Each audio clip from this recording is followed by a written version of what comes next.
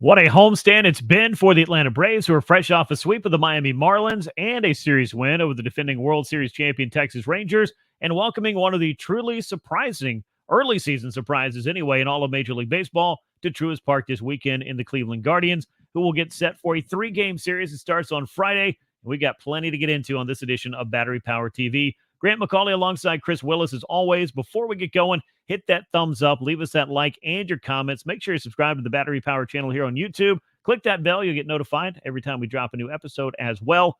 Chris, the Braves are taking care of business in the month of April thus far, with only a few days left to go, and one big series here at home on this homestand, and they've had to overcome more than their fair share of injuries along the way. Pretty decent start to the season, I'd say, overall, though. Yeah, it's just like they just keep plugging along. Somebody different goes down, they just keep they plug somebody else in. I mean, I really feel like the offense has been great, but they're not cranking homers to the rate that we saw last year. So I mean, there's probably some room for improvement here. Matt Olson struggled a little bit. Austin Riley really hasn't had that hot streak. Ronald's been good, but he's not hitting the ball out of the ballpark. So, I mean, so far so good with this team, but I mean, I still feel like there's a lot of headroom left for them. Yeah, we're going to talk about all of those guys. We're also going to get into the pitching staff, which seems to be coming together in the rotation, even in the face of losing Spencer Strider for the year, and a bullpen that continues to do its job very well, among the best bullpens in baseball. You add all that stuff up, it's not surprising to see the Braves sitting on the best record in the National League, or sometimes all of Major League Baseball, depending on what's been happening with the Guardians, who we'll also talk about a little bit later. Let's open things up, though, with Ozzie Albies. It looks like he's going to rejoin the team for the weekend series against Cleveland. When he fractured that toe back a couple of weeks ago, I think most of us assumed that the Braves were going to be without their all-star second baseman for possibly several weeks, maybe a month. But Albies did not need surgery, and apparently he has Wolverine-like healing abilities. But all jokes aside, getting Albies back this soon is music to the ear of the Braves and of Braves fans. Yeah, I think the best case scenario they were hoping for was 2 weeks, and I mean he's going to make it back in. It looks like in 10 days. I saw him on the field before Wednesday's game, real early out there running bases. I Mhm. mean, he looked great. You can't tell that there's anything wrong with him. I know Brian Snicker talked about that. He just felt like he was ready to play probably Tuesday night. So Yeah. it'll be good to get him back in the lineup. He's off to a great start at the plate, and it's just another weapon that's coming back to this group. Yeah, I mean, the depth of this lineup, we talk about it, seemingly week in and week out on the show, and for both of us, day in and day out, whether it be on batterypower.com or any of the six outlets that I'm typically talking about baseball on, including this one. This is an absolute best case scenario for the Braves. Atlanta did outright veteran infielder David Fletcher to AAA Gwinnett on the off day in anticipation of activating Albies.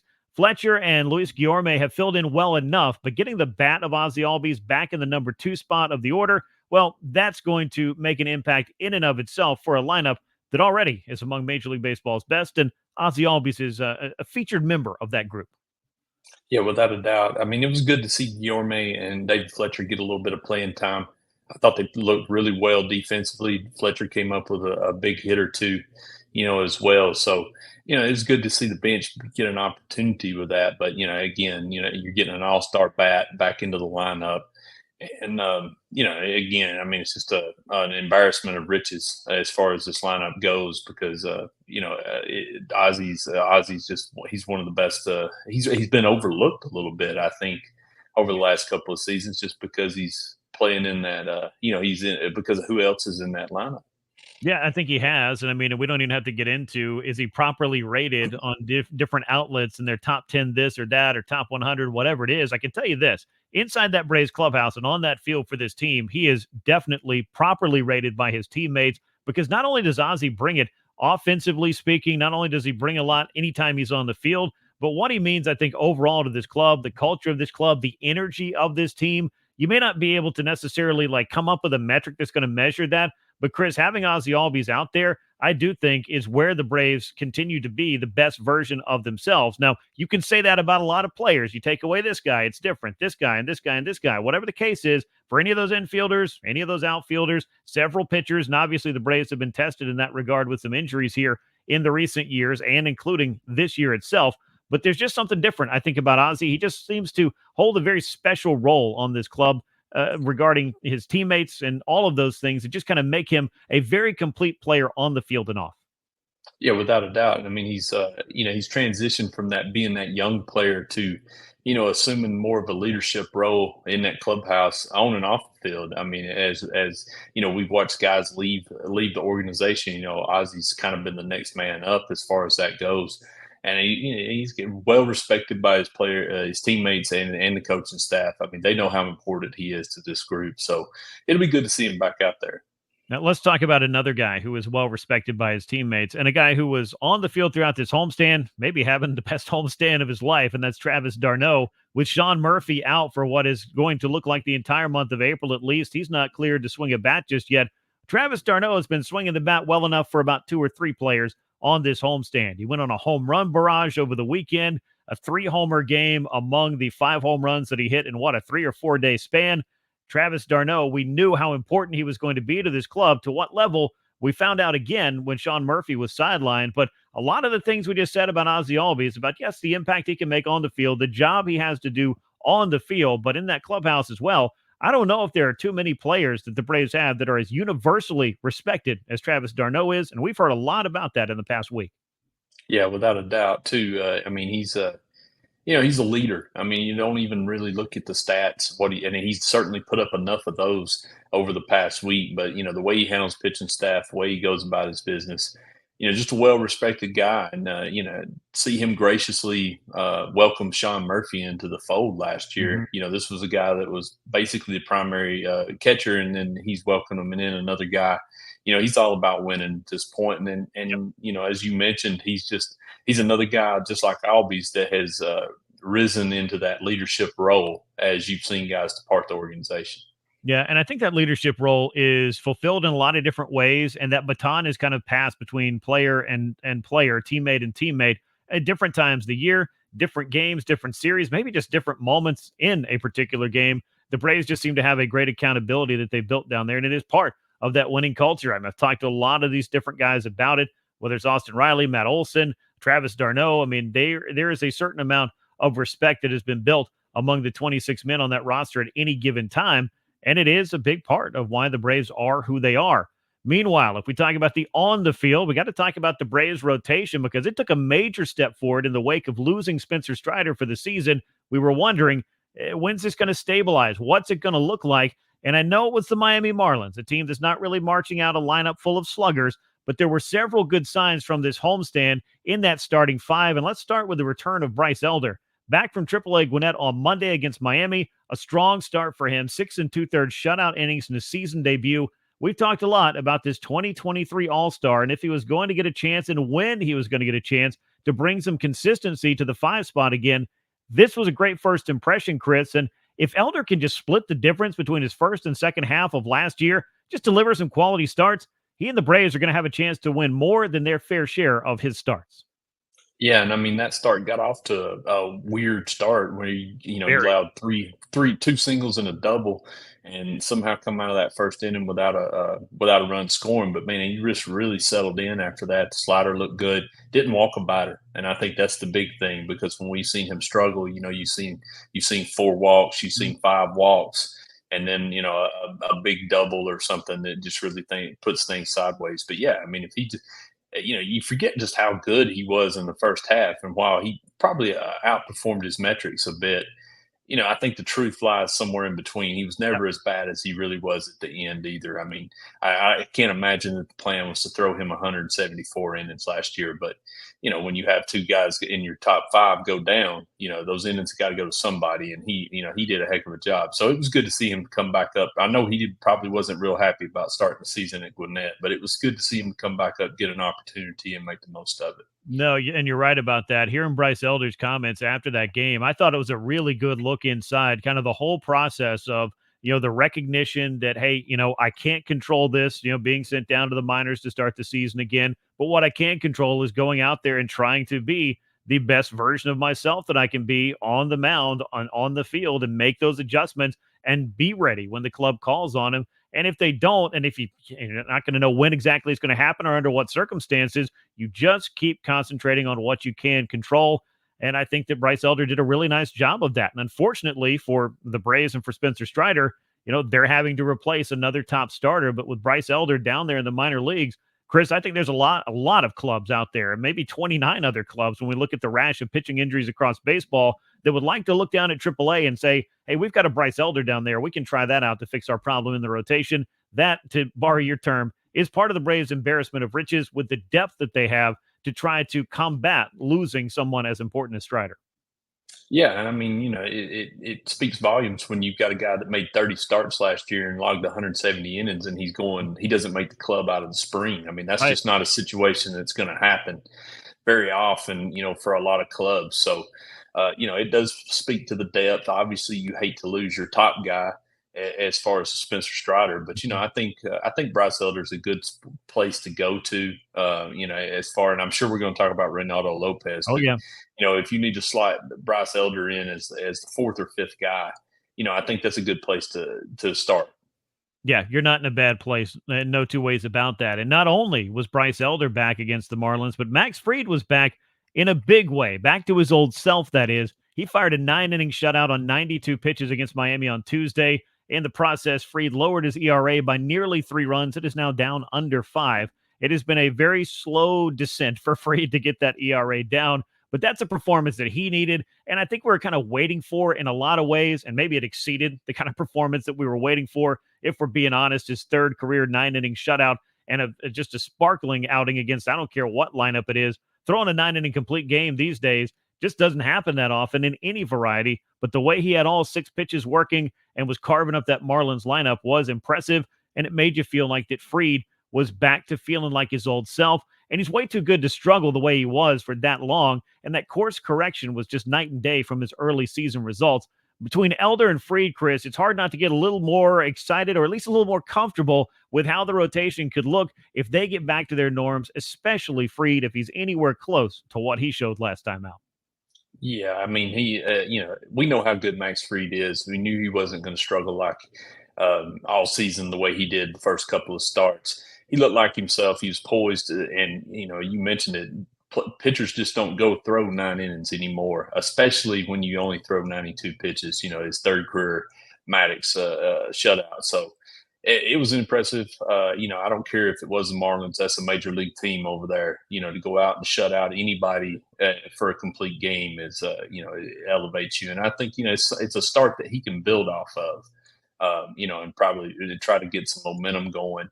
And, because I mean, he's the number one now, with Yep. Strider out, he's even more important, than he was when the season began. Yeah, and I think every starter is, obviously, and it was kind of that way again last year when Max Fried was out, Kyle Wright was out, Spencer Strider and Charlie Morton and Bryce Elder had to step up.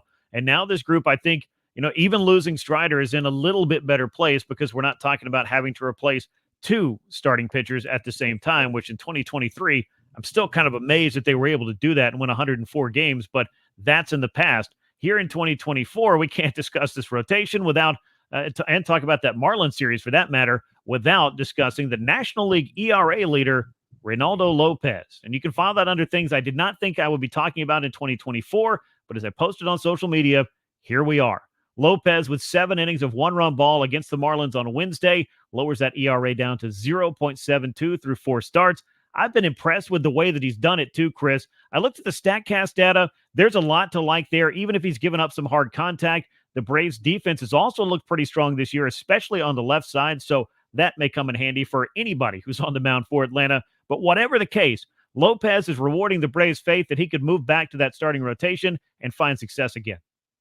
Yeah, I mean, I don't. I know I was in the group of people that really liked the idea of Lopez being in the bullpen. So I was skeptical coming into the season, but I never could have imagined that it would have gone this well over his first 4 starts. I mean, he's looked legit and all top to bottom. With all his pitches.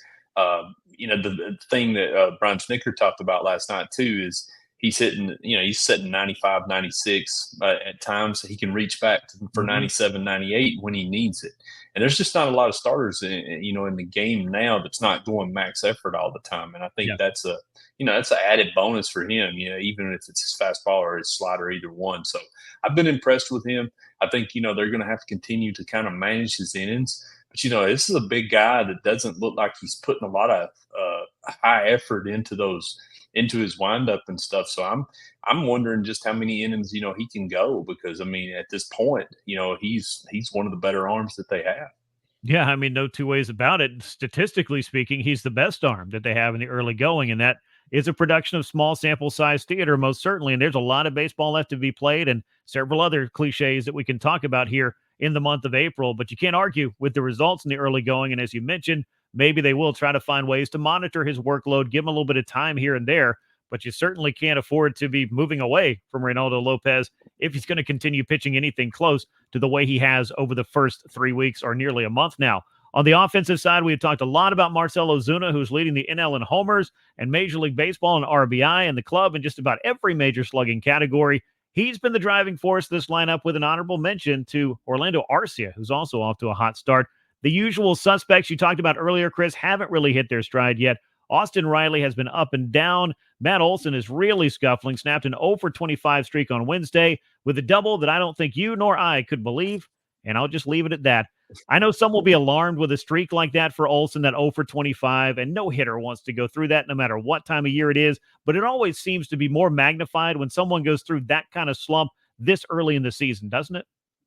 Yeah, it seems like you always remember those Aprils, but I mean they fade away quickly as the summer heats up and those bats start to heat up. But it's weird seeing him struggle that way. I know he had the 4 strikeout game, Mhm. but I thought ever since then he's hit the ball. He's hit the ball better. I just feel like he's probably turning the corner. He hit a couple hard, that aforementioned double that ball was hit pretty well, even though it was misplayed in the right outfield too. So, uh, I'm not worried about Matt Olson. I don't think you can worry about any of these guys. But yeah, it does seem like when you struggle in April, it raises the alarm bells, I guess, because there's just so much season left.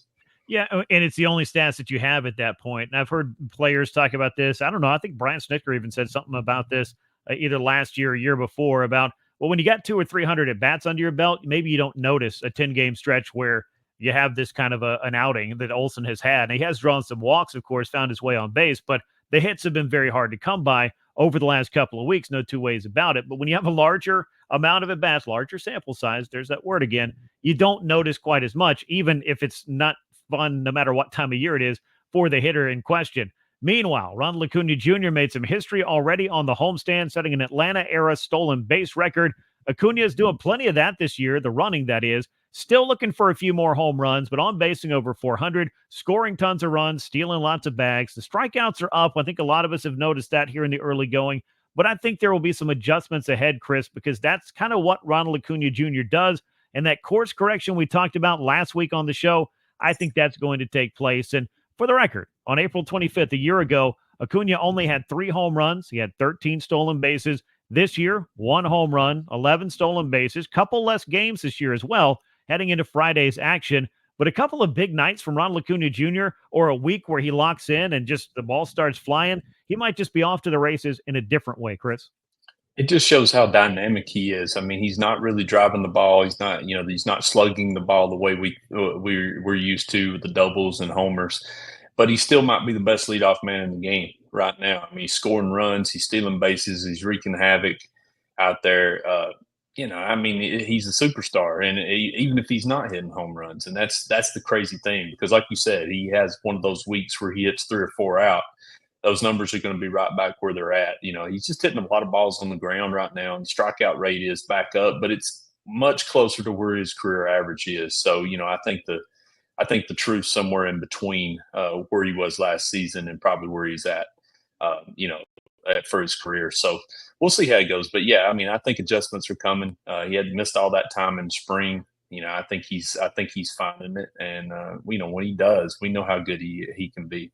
Yeah, and the number one thing is having a healthy Ronald Acuna Jr. out there on the field. He could do something special. He could go on a run. He could put up some serious numbers or just do stuff that you just don't see very often on a nightly basis. That's just kind of who he is. And this Braves lineup, whether it's Acuna, whether it's Matt Olson, Austin Riley, you know that somewhere along the line, they are going to get on that run where they're going to remind you just how good they are. And as you pointed out, sometimes the truth is in between. You're never as bad as you are on your worst day. Maybe you're never as good as you are on your best day. Perhaps unless you're Ronald Acuna Jr. I don't know. We'll sort that out as we go along. Meanwhile, the Braves and Guardians are going to be opening up a 3-game set on Friday night as Chris Sale faces Logan Allen. On Saturday, it is going to be Charlie Morton against Tyler Bybee. And then Bryce Elder will face Ben Lively in the finale. Guardians have been a really nice surprise in the early going. They have not had the most challenging schedule yet. I will stipulate this is going to be a big test for them, and it's a chance for the Braves to keep their momentum going before they head out west on the road and face the Seattle Mariners. Yeah, this is going to be a fun series because, like I said, both these clubs are winning. The Braves are right now second to the Guardians in run differential coming into the series. So it should be fun. I think the Guardians are doing it a little bit with some smoke and mirrors, but at the same time, they got a good bullpen. And Jose Ramirez, we know how good he's been. He is, and Josh Naylor's been good too. So should be a fun series. Yeah, and I guess you can say for the Guardians or really any team. I mean, we say it for the Braves all the time. Beating the clubs you're supposed to beat, winning the series you're supposed to win. The Guardians have done that in the early going, and maybe they've done a little bit more than that. Certainly worth throwing it out there that former Braves catcher Stephen Vogt, who was a member of the 2021 World Series team, he's the rookie manager for Cleveland. It's something he's always wanted to do, and he is off to a very nice start. And Vogt is not that far removed from the game, having retired after 2022. And I can think that would be a big help for a young club to have a young manager like that with so many youthful players on the roster, either right now or on their way to the big leagues very soon. Yeah, and I mean, I don't think you could have found a better fit to replace Terry Francona, than Stephen Vogt. I mean, he knew he was going to be a manager somewhere someday, and he's done a heck of a job in Cleveland because I don't think nobody was really looking at the AL Central anyway, and especially the Guardians. The Guardians were in the thick of it last year and sold at the trade deadline and ended up finishing below 500. So. But we've seen that club overachieve in the past too, and their pitching's usually strong. So I think Vogt's done a really good job there, and it'll be good to see him back at Truist Park this weekend. No, it absolutely will be. And worth noting that AL Central, that thing's wide open. And we want to talk about the top teams in the AL Central. Did you have the Guardians, the Royals, and perhaps the Tigers as being the clubs that were going to be this far ahead of the Minnesota Twins? And I don't know that the White Sox are a club that can look around and say, why not us in that division? But the other four, it could be very interesting to see how the season plays out. I don't think Minnesota's as bad as they've started out. Some of these other clubs, it's a long year and you can regress some, but the Royals are an exciting club that did some buying over the course of the winter.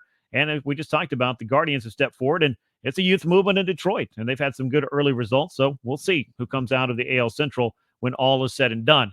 All is said and done, though, on this edition of BPTV. Make sure you hit that subscribe button right here on the Battery Power YouTube channel. Turn on those notifications. You'll get an alert every time we drop a new episode. We thank you, as always, for riding along with us. For Chris Willis, I'm Grant McCauley. We will catch you next time. And until then, so long, Braves country.